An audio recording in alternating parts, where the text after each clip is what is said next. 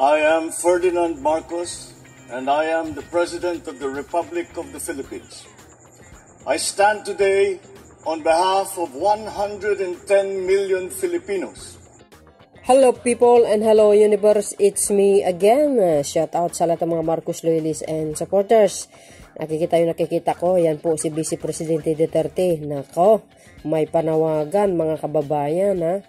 Ito po ay kinundi na ang mga NPA na kung saan ay namatay sa engkwentro si Mr.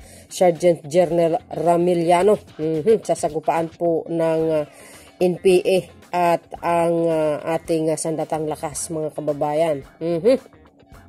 Yan guys ay kinukundinan niya ay siyempre pag nakita ito po ng mga DDS ay talaga namang very proud na naman sila guys ha. Tatalon-talon na naman sila sa tuwa sapagkat nagsalita na naman ang kanilang iniidolo na sinasamba nilang Vice Presidente Sara Duterte, no? Well guys minsan naiisip ko din talagang may concern siya sa mga kasundaluan, no? Pero what if na nagkaroon po ng hindi mangganda, nasaktan ang mga kasanduluan, yung yung Philippine Coast Guard at mga resupply boat dyan sa Western Philippine Sea, magawa niya kaya makundi na ito ni BP Duterte? Alam po natin palaging nagkakaroon ng haras dyan sa Western Philippine Sea. Mga kababayan pa natin naghatid po ng pagkain sa ating mga Philippine Coast Guard ay mga taga sundalo natin dyan sa Sierra Madre ng resupply boat nga mga pagkain. Ngunit ito guys walang pagkukundina ang ating Vice Presidente sa panghaharas. Siyempre, hello people and hello universe, ay shout out sa inyo mga besyang siyempre sa mga Marcos loyalists and supporters, especially guys sa ating mga kababayan ng mga Pilipino sa buong daigdig. Nakikita ko yan po si BP Presidente BP Duterte ka nga. Ay siyempre guys sa mga DDS tuwang-tuwa yan guys talagang mataas ang tingin nila at malakas ang kanilang mataas ang paghanga nila dito sa ito kaya Vice Duterte na kung saan ay talagang work hard Vice Presidente ikanya ikanila talagang halos sinasamba nila ito mga DDS kiniklaim nila na siya po ang magiging presidente sa 2028. Hindi kayo naloka, no? So, tulad po ng sinasabi natin, marami pang mangyayari, no? Kaya wag tayong masyadong atat na atat. So, dito guys sa kanyang video, mga kababayan, nanawagan po ang Vice Presidente ay sa pagkukundina itong pangyayari sa engkwentro ng NPA, no? Nalagasan po ng isa ang sandatang lakas at 6 ang mga NPA, no? Kinukundina niya po 'yan ang pagkamatay ni Sergeant General Ramiliano. Ngayon mga kababayan, naiisip ko bakit ito si BC Duterte hindi niya kinundina yung pang-aras ng Chinese vessel dyan sa Western Philippine Sea, yung mga Philippine Coast Guard natin, mga kasundaloan natin, no? What if na mayroong hindi magandang nangyari? Makukundina pa kaya ni Vice Presidente ang Chinese vessel? Hindi natin alam mga kababayan, kasi kaya ko nasabi yan kasi wala po akong naririnig sa pagkukundina niya sa nangyari dyan sa pangharas ng Chinese vessel sa ating mga Philippine Coast Guard, no?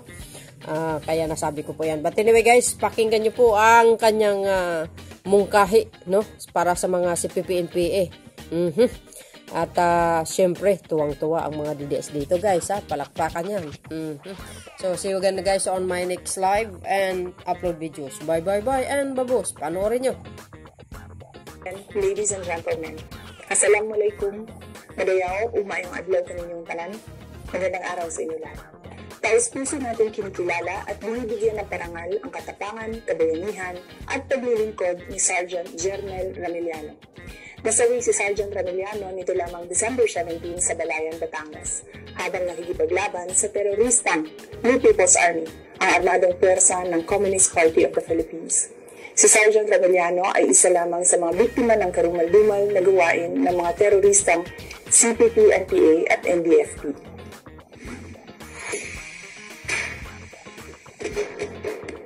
Kabilang ang kanyang pamilya sa mga libo-libong pamilyang nawalan ng mahal sa buhay. Noong 2018, hindi ko makakalimutan ang tanong sa akin ng ina ng isang sundalong si First Lieutenant Jaren Relota, isa sa mga pumanaw dahil sa pakikipaglaban sa NPA sa pinakamamahal kong lungsod ng Davao. Paulit-ulit na sumasagi sa aking isipan ang tanong ng ina ni Jaren na nagsasabi, Inday Sara, ilang anak pa ba namin ang namamatay dahil sa mga teroristang NPA? Marami pang Sergeant Remeliano at First Lieutenant Relota ang magbubuwis ng buhay kung ipagsasawalang bahala natin ang traidor, mapanlinlang at marahas ng kalabang CPP, NPA at NDFP.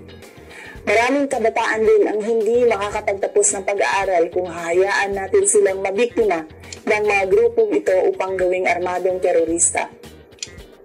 Mga kababayan, gusto kong malaman ninyo na ang tanging layunin ng CPP, NPA at NDFP ay sirain ang pundasyon ng ating demokrasya, padagsakin ang mga institusyon ng pamahalaan at kaladkarin tayo sa kahirapan, kabuluhan at kawalan ng hustisya.